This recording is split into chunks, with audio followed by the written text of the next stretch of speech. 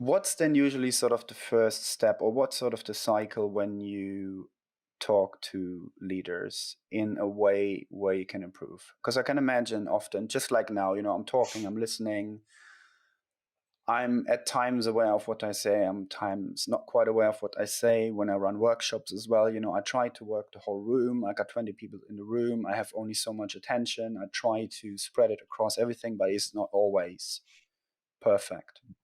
So I'll miss Yeah. things. How do you help leaders that they can turn this around as quick as possible? What are some of the examples there? How do you do this? In any behavior change, but this is with an individual, it's about helping people be in touch with what is the impact of their behavior. Because I think often if people aren't aware of that, they don't know, there's no reason for them to change. And it's that almost excruciating moment where you realize, God, is that really is me doing that really having that effect?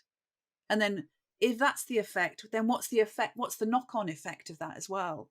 So really getting people in touch with the impact, I think, is the first step to making a change. And they've got to want to do it.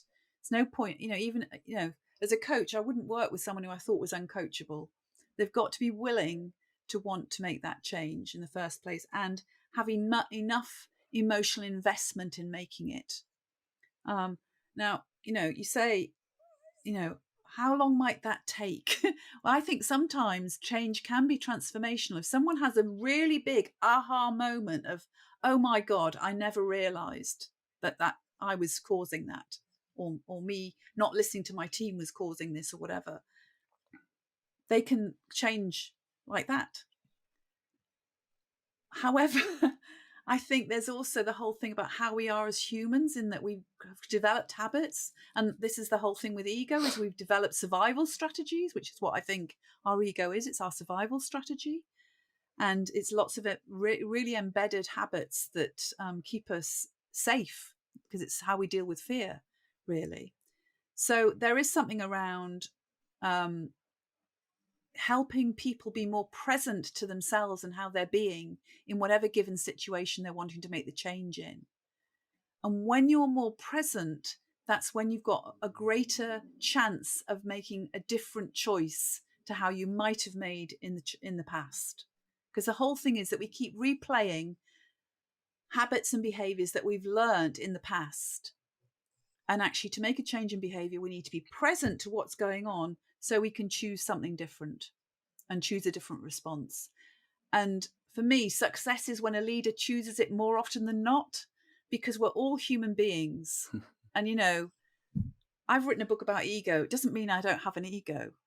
You see me with my family, they probably love to tell you stories about how my ego starts playing up. It's just we're humans. It's recognizing it as leaders, we're human beings. So more often than not, make a different choice. And that's how you keep creating behavioral change, is to choose to do it differently. So if I'm choosing to listen more to my That's team, great. I choose, when my team member comes to me with an issue, I choose to just listen rather than trying to suddenly go in and fix it for them.